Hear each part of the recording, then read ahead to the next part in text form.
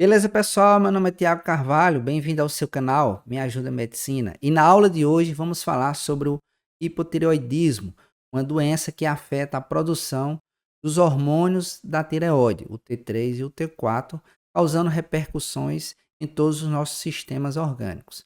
Beleza, pessoal? E se você chegou na nossa aula, eu queria pedir para você deixar aquele like para valorizar o nosso trabalho que está sendo entregue para você gratuita.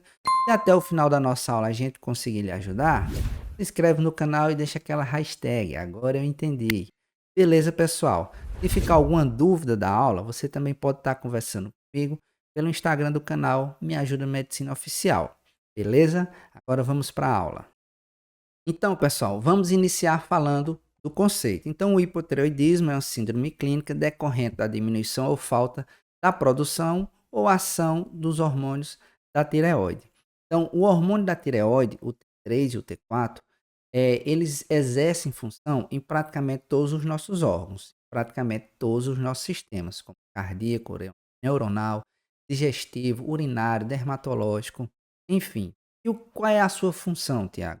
A função dos hormônios tireoidianos, eles permitem o bom funcionamento desses órgãos, otimizando o seu funcionamento. E no caso da carência ou deficiência desses hormônios, nós iremos identificar uma lentificação generalizada de boa parte desses sistemas orgânicos que eu acabei de citar, como cardíaco, neural, digestivo, dermatológico. Mais adiante nós vamos ver os sinais e sintomas que uma pessoa com hipotireoidismo passa a ter e vai ficar mais claro para vocês. Mas já de antemão, os hormônios da tireoide, o que eles fazem? Eles otimizam ali o bom funcionamento de cada um desses sistemas. Falando um pouco sobre a epidemiologia, ela é uma patologia que nós podemos encontrar em todo mundo e é mais encontrada onde há deficiência ou excesso de iodo na dieta. Por que iodo? O hormônio da tireoide, o T3 e o T4, eles utilizam como matéria-prima o iodo. Inclusive, nós temos uma aula já aqui onde eu falo sobre a produção dos hormônios tireoidianos. Eu vou deixar aí o link na descrição e o card aqui em cima. Então, para que os hormônios sejam produzidos, eles utilizam como matéria-prima o iodo. Sem o iodo, não há como ocorrer a produção desses hormônios. E também o seu excesso vai prejudicar a sua produção. Então, ela é uma patologia, ela é 10 vezes mais comum no sexo feminino. O hipotireoidismo primário representa 90% dos casos. Daqui a pouco nós vamos entender o que é esse hipotireoidismo. O hipotireoidismo congênito acontece entre 1 a cada 2 a 4 mil recém-nascidos. O hipotireoidismo congênito é a condição em que a criança ela já nasce com a doença, com esse problema. E ela é identificada no teste do pezinho. Então, é muito importante que alguns dias após o nascimento a criança realize o teste do pezinho, porque no teste do pezinho nós podemos identificar de forma precoce aquelas crianças que nasceram com o hipotireoidismo congênito. E é muito importante essa identificação precoce por conta do tratamento. Como eu já falei, sem um hormônio da tireoide, a criança ela vai ter um enorme prejuízo neuropsicomotor no seu desenvolvimento natural. Bom, fatores de risco que vêm a contribuir para que determinada pessoa venha a ter hipotireoidismo. Então, idade maior que 65 anos, ser do sexo feminino, já que a doença ela apresenta uma proporção de 8 para 1, pós-parto, puerpério, principalmente mais comum o seu aparecimento ali no segundo ou quarto mês, história familiar, né? Irradiação de cabeça e pescoço, pessoas que porventura tiveram alguma massa, algum tumor a nível de cabeça e pescoço e tiveram que fazer radioterapia, né? E sofreram radiação ao nível da cabeça e pescoço, podendo ter atingido também a glândula da tireoide. Doença autoimune, como doença celíaca, diabetes, lúpus e outras doenças autoimunes também contribuem para que a pessoa possa vir a ter o hipotireoidismo. Doenças infiltrativas como amiloidose, sarcoidose, medicamentos, amiodarona, que ela na sua matéria-prima existe uma concentração significativa de iodo, que pode afetar a produção do hormônio, né? Lítio, alfa-interferona, síndromes genéticas como o Down e o Turner, e a dieta pobre em iodo, que é o mais comum. Beleza, pessoal? Vamos passar?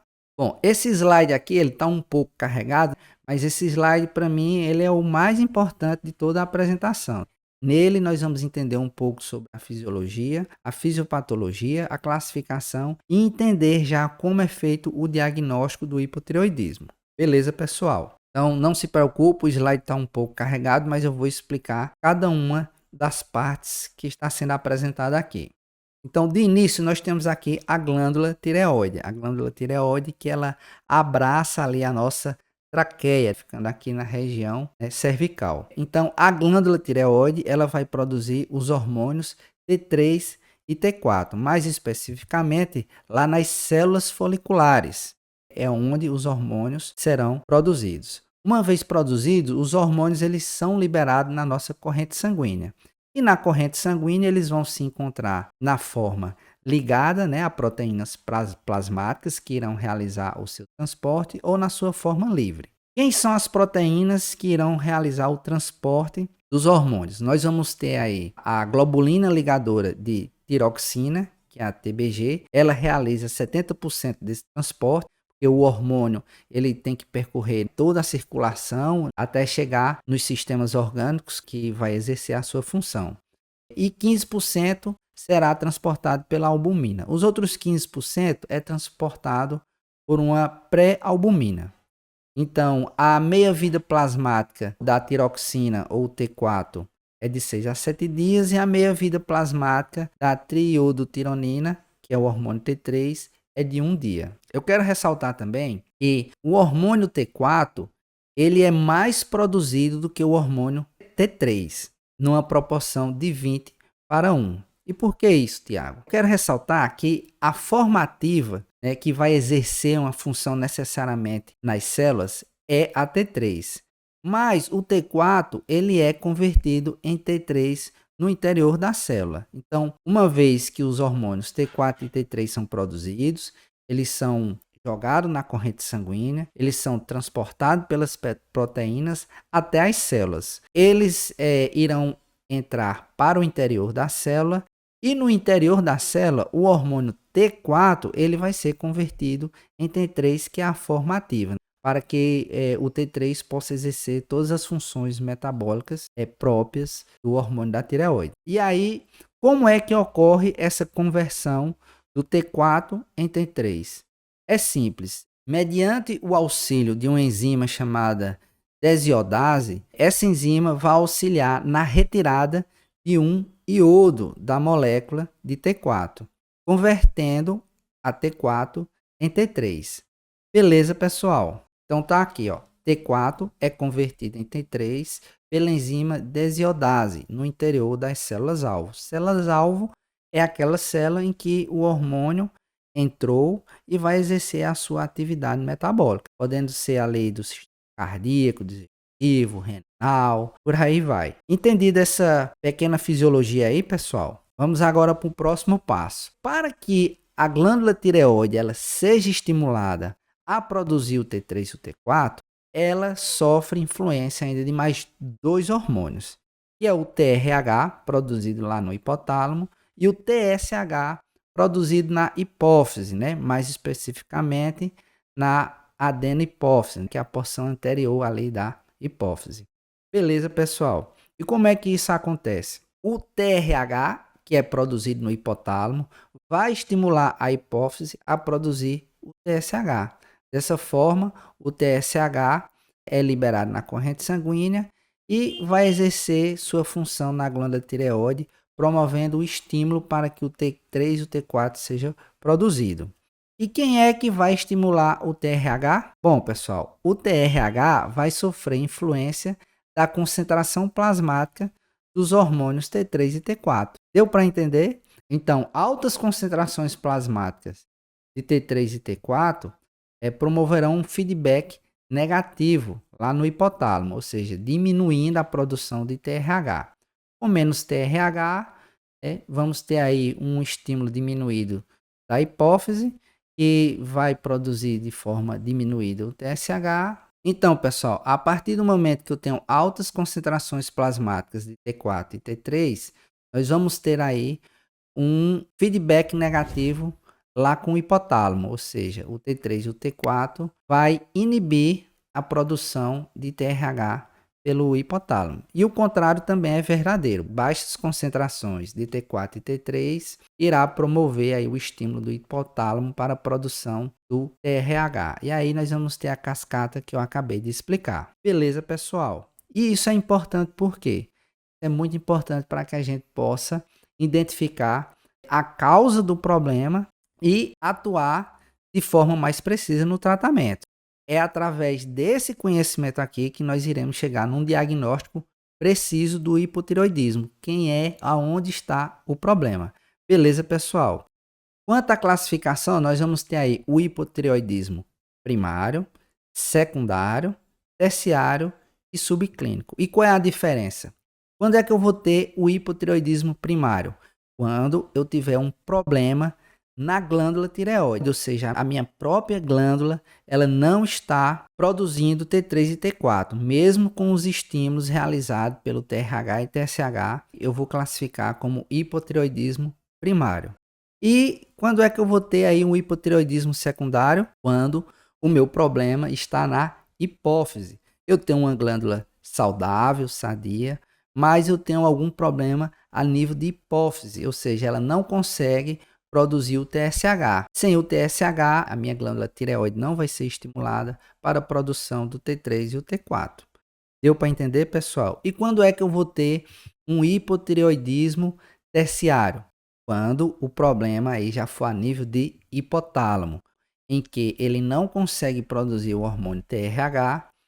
Consequentemente, eu não vou ter estímulo da hipófise e nem da minha glândula tireoide. Mas percebam, eu vou ter uma glândula tireoide sadia, a minha hipófise sadia, mas o problema lá no hipotálamo. Então, isso aí já é classificado como hipotireoidismo terciário. Essas duas condições em que o problema está a nível de hipófise e hipotálamo, nós chamamos de hipotireoidismo central. E aí, pessoal, o tratamento também já muda um pouco, né? A abordagem. Beleza, pessoal? E por último, nós temos aqui o hipotireoidismo subclínico que eu vou deixar para falar no final. Então, falando aqui do hipotireoidismo primário, que é ele que é aí responsável pela maior parte dos casos de hipotireoidismo, como é que eu vou interpretar? Então, quando eu tiver um TSH elevado e um T3 e T4 baixo, eu vou identificar isso aí como um hipotireoidismo primário. Por quê? Por que que o T3 e o T4 vai estar baixo? Porque a glândula ela não vai estar produzindo hormônio. E o problema está na própria glândula. E por que que o TSH está alto?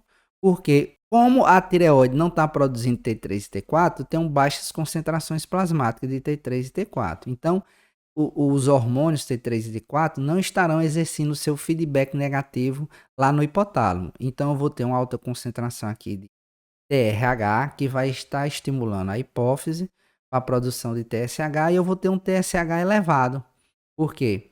O organismo está dizendo, ó, não tem o T3 e T4. Então, a hipófise vai dizer, não, espera aí que eu vou tentar estimular aqui a tireoide. E aí eu vou ter um TSH acima do seu limite da normalidade. Beleza, pessoal? Nós vamos ter tudo baixo. Problema no hipotálamo, então TRH baixo, TSH baixo também, porque não está sofrendo estímulo lá do TRH para que seja produzido. E T3 e T4 também baixo também. Beleza, pessoal?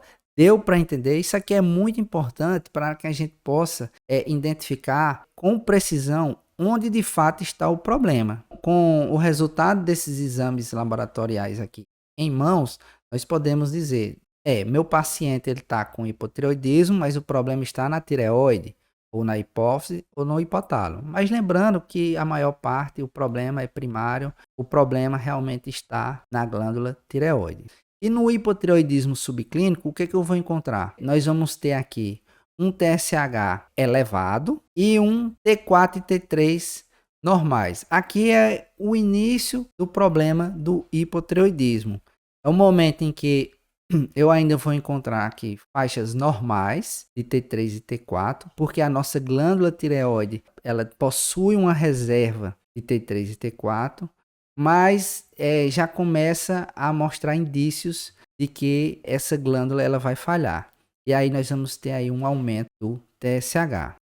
Bom, falando aqui do hipotireoidismo primário, etiologia. Quem é que pode causar, o que é que causa esse hipotireoidismo primário? É o problema propriamente dito lá na glândula da tireoide. Nós vamos ter aí a tireoidite de Hashimoto, que é uma doença autoimune, onde o nosso sistema imunológico agride ali a própria glândula, ali as células foliculares, impedindo a sua produção. A deficiência de iodo também é uma causa de hipotireoidismo primário, como já foi dito antes. Nós temos como matéria-prima para a produção de T3 e T4 o iodo. Sem iodo não tem T3 e T4.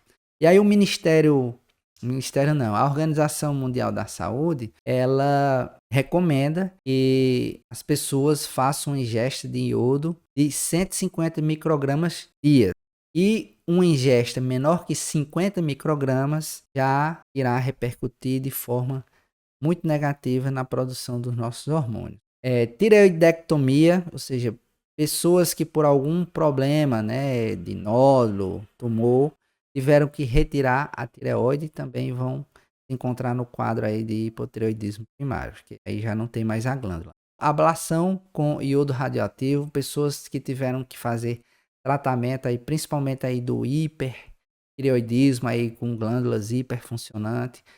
Um dos tratamentos é a utilização de iodo radioativo. E aí o iodo vai lá na glândula e promove lesão. Irradiação externa, como eu já falei, né? Tumor de cabeça e pescoço. Hipotireoidismo neonatal, que pode acontecer por conta da presença de anticorpos maternos que agridem lá a glândula da criança. Doenças infiltrativas, medicamentos, defeitos do sistema hormonal e disgenesia tireoidiana. A tireoide, ela se desenvolveu um local errado, né? Ectopia. Agenesia, nasceu sem a glândula, ou hipoplasia, a glândula pouco desenvolvida. Em relação ao hipotireoidismo central, nós podemos ter aí tumores ou qualquer tipo de problema ali a nível de sistema nervoso central que afete ali a hipófise ou o hipotálamo, né? Produzem TSH e o TRH. Né? TCE, trauma, vem ali prejudicar ali o bom funcionamento da hipófise e do hipotálamo. Doenças infiltrativas, síndrome de Sheehan, aqui é um A, pessoal, não é um E.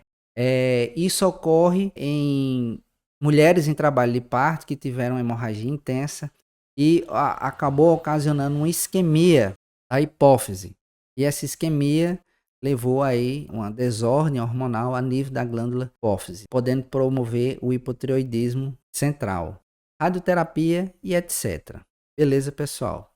Bom, existe uma condição também que nós chamamos de tireoidite, que nada mais é do que a inflamação da glândula tireoide. Então, existem várias condições que podem promover a inflamação da glândula. E com a inflamação da glândula, o que, que nós vamos ter aí? Nós vamos ter uma redução da síntese do hormônio tireoidiano, porque a glândula ela se encontra ali doente por conta desses processos inflamatórios. E aí, quais são as principais causas de tireoidites? Nós temos aí a tireoidite de Hashimoto, e essa é responsável por 90% dos casos de hipotireoidismo. É uma condição autoimune em que nós vamos ter as células de defesa atacando a nossa glândula. E é uma condição crônica. Nós temos aí a tireoidite subaguda linfocítica. Ela também é autoimune, mas ela é autolimitada. Nós temos aí a tireoidite subaguda granulomatosa, que ocorre pós-infecção viral. Tireoidite pós-parto, que é autoimune. Tireoidite infecciosa, principalmente fúngica e bacteriana. E aqui nós devemos ter bastante atenção para os pacientes imunossuprimidos. Nós temos aí a tireoidite medicamentosa, e necessariamente, né, após a cessação da medicação que está causando essa inflamação da glândula, a glândula pode ser restaurada e voltar a funcionar de forma normal. Temos aí a tireoidite actínica, né, que é pós terapia com iodo radioativo para Graves, né, no caso do hipertireoidismo, e a tireoidite fibrosante de Riedel, que é decorrente de uma causa desconhecida. Para título de informação, nós temos aqui uma condição que nós chamamos de tireotoxicose. O que é que significa isso aqui? É um termo genérico usado quando o paciente apresenta clínica compatível com excesso do hormônio tireoidiano temporário. Esse excesso de hormônio, ele é temporário porque tireotoxicose é o quê? É uma condição em que o paciente ele está com excesso de hormônio da tireoide a nível plasmático. E esse excesso está promovendo a toxicidade. E por que ele é temporário? Porque, vejam bem, qualquer uma dessas condições aqui vai promover uma inflamação da glândula, uma tireoidite. E nessa situação, as células foliculares, elas também mantêm ali uma boa reserva de hormônios T3 e T4. E aí, com o seu rompimento, vai ocorrer o quê? O extravasamento de um excesso de hormônio T3 e T4 na circulação. E aí nós vamos ter aí a condição que nós chamamos de tireotoxicose, uma intoxicação por excesso de T3 e T4. Beleza, pessoal? Vou passar. Agora nós vamos falar sobre a tireoidite de Hashimoto, ela que é responsável por 90% dos casos de hipotireoidismo. Então, é uma tireoidite crônica, autoimune, né? Responsável pelo ataque do nosso sistema imunológico na nossa glândula. É a causa mais frequente em países industrializados, né? Sem deficiência de iodo. Surge entre 20 e 40 anos, com aumento após os 30 anos. 3 vezes mais comum no sexo feminino. Nós podemos encontrar ali um bócio, que o que é o bócio? É o aumento da glândula atóxico porque apesar de nós termos uma glândula crescida, aumentada de volume, ela não produz o hormônio, né? Promovendo ali a toxicidade da tireotoxicose. Surge em 75% dos casos, o bócio, o aumento da glândula. Em 20 a 25% dos casos, a glândula pode estar reduzida de tamanho. Nós chamamos, né, de tireoidite atrófica. O tratamento é a reposição de T4 vitalício para o resto da vida. Eu quero ressaltar que para a questão diagnóstica é muito importante que a gente venha a dosar os anticorpos tireoidianos. Na maioria das vezes, eles irão estar elevados nos casos de tireoidite imune, que é o anti-tireoperoxidase, que é o anti-TPO, que vai estar elevado, né, na maioria das tireoidites, em torno de 80 a 99%. E o anti-tireoglobulina, que é o anti-TG, que vai estar elevado em 30 a 60% dos casos. Lembrando que eles não são específicos, mas diante de um TSH elevado, T3 e T4 baixo, o que nós vamos ver? Nós podemos encontrar os anticorpos elevados. Beleza, pessoal? Passar. Bem, em relação às manifestações clínicas, como eu falei, são várias, inúmeras. Quanto ao sistema tegumentar, o paciente ele vai se queixar de pele fria e pálida pela redução do fluxo sanguíneo. Então, vamos ter aí uma hiperceratose, pele seca e quebradiça por conta da hipertrofia da camada córnea. Madarose, que é a queda da sobrancelha da porção lateral. Pele escurecidas, unhas quebradiças. Mixedema, né? Edema sem cacifo periauricular. Em relação ao sistema hematológico, susceptibilidade a sangramento. Em relação às mulheres, né, o seu ciclo menstrual vai ficar totalmente desregulado. Nós vamos encontrar aí anemia normonormo. Do sistema cardiovascular, nós vamos ter aí uma bradicardia, né, o coração batendo com a frequência mais baixa. Vamos encontrar aí descompensação da insuficiência cardíaca, caso o paciente já seja cardiopata. Baixo débito cardíaco. Dessa forma, nós vamos ter um paciente que vai se queixar de cansaço aos esforços, hipertensão por depósito de glicosaminoglicano nos vasos, né? Os vasos eles vão ficar ali mais enrijecidos, perdendo ali a sua elasticidade, e hipercolesterolemia. Além disso, quanto ao sistema respiratório, o paciente ele vai se queixar de fadiga. Isso por conta de quê? Da hipoventilação por miopatia da musculatura torácica. O paciente ele vai se apresentar ali com a fraqueza muscular. E isso aí vai repercutir ali na sua frequência respiratória. Quanto ao sistema renal, nós vamos ter uma redução da taxa de filtração, tá? E um discreto aumento da creatina sérum. Quanto ao aparelho gastrointestinal, nós vamos ter aí constipação por diminuição do metabolismo, hipogeusia, redução do paladar, e o hipotireoidismo também pode estar associado com doença celíaca e gastrite atrófica. Quanto ao sistema reprodutivo, redução do libido, função erétil, fluxo menstrual desregulado, hiperprolactinemia pelo aumento do TRH. Quanto ao sistema neurológico, nós vamos ter aí, déficit cognitivo, redução da capacidade de concentração, redução de memória, alteração de marcha, enfim, é uma série de coisas para vocês verem a importância T3 e T4 na circulação. E a sua presença permite que todos esses sistemas trabalhem de forma otimizada. Beleza, pessoal? Bom, e em quem nós vamos realizar o rastreio? É para todo mundo que a gente vai sair pedindo TSH e T4 livre? Eu, inclusive, vou falar do diagnóstico, né? Sobre a questão do exame laboratorial. Mas em quem é que a gente vai pedir? Nós vamos levar em consideração a idade do paciente, né? De acordo com aquela epidemiologia. Então, pacientes maiores de 60 anos. Presença de clínica suspeita. Presença de bócio no momento de um exame físico. Porventura, o paciente às vezes nem estava com queixa, mas aí a gente tocou e percebeu ali uma glândula aumentada. A glândula aumentada, nós devemos solicitar, né, dosagem dos hormônios. Presença de doença autoimune, terapia com iodo, amiodarona, irradiação de cabeça e pescoço e história familiar. Esses são o espectro de pacientes que merecem serem dosados o TSH e o T4 livre.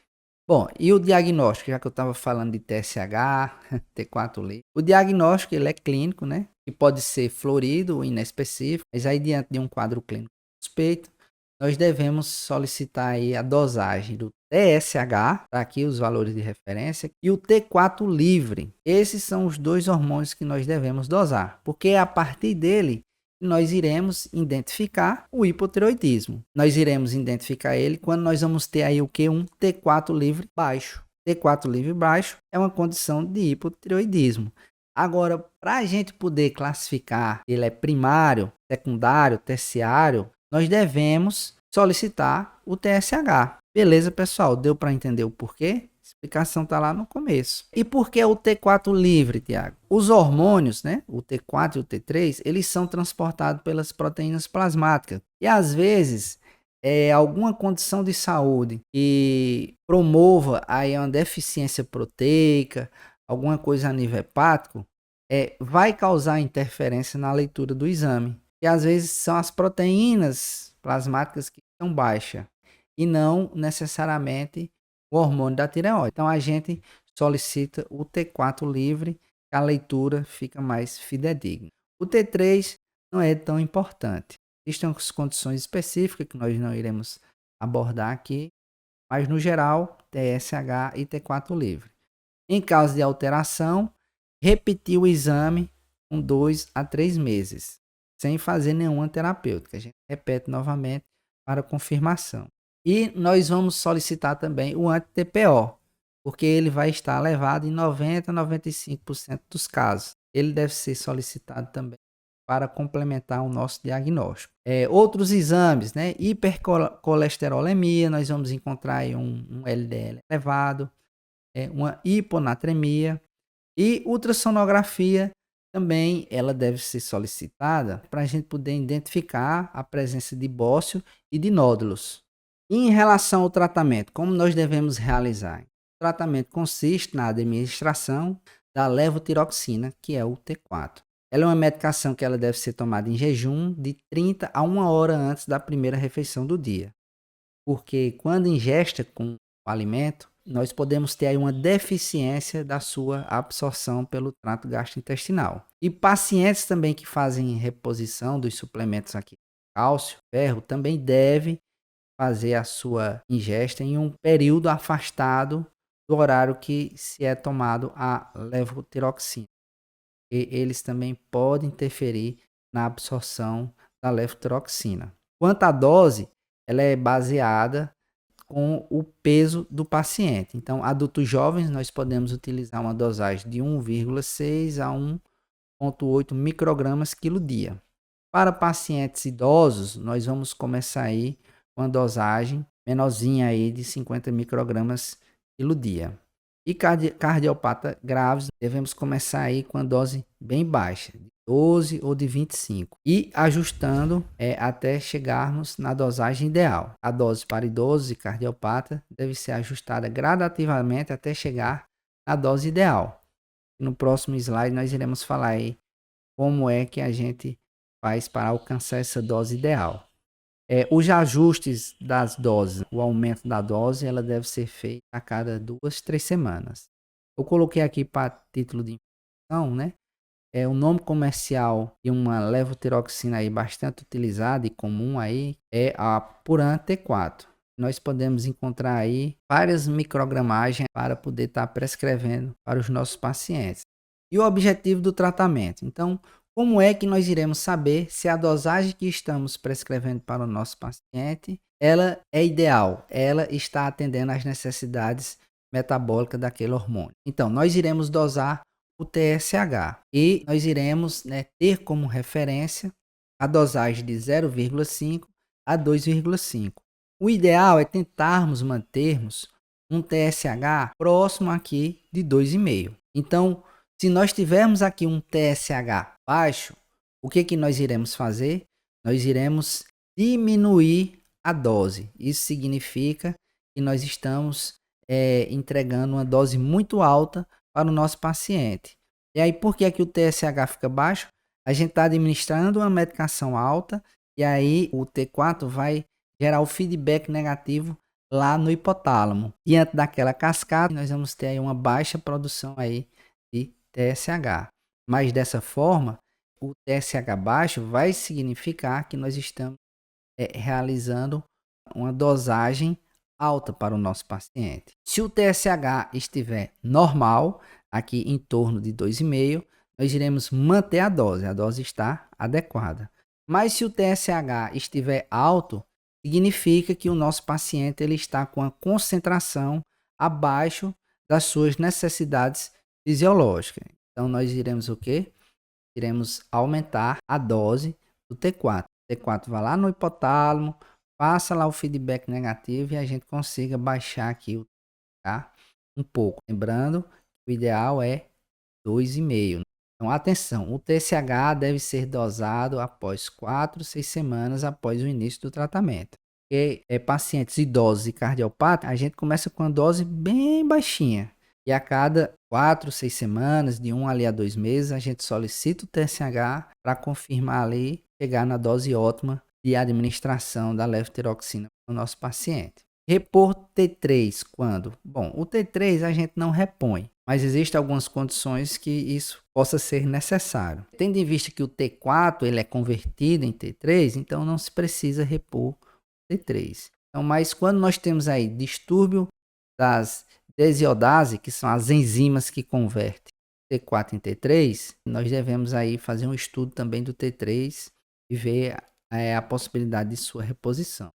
Pacientes que fossem submetidos a tireoidectomia total, uso de iodo radioativo e T3 baixo. Eu já vou deixar esse conhecimento aqui mais para os endocrinologistas. Diante dessas condições aqui, o ideal é encaminhar para o endócrino e ele vai fazer esse ajuste, esse refinamento.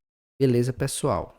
Bom, pessoal, então nossa aula chega ao final. Espero que você tenha gostado. Se eu conseguir lhe ajudar até aqui, deixa o like, pode se inscrever no nosso canal. Deixa aquele comentário, aquela hashtag. Agora eu entendi. E se ficou alguma dúvida, você pode estar conversando com o Instagram do canal. Me Ajuda Medicina Oficial. Dúvidas aqui da nossa aula. E lembre-se, nem só de pão viverá o homem, mas também de muito estudo. Deus abençoe a todos e até o nosso próximo encontro.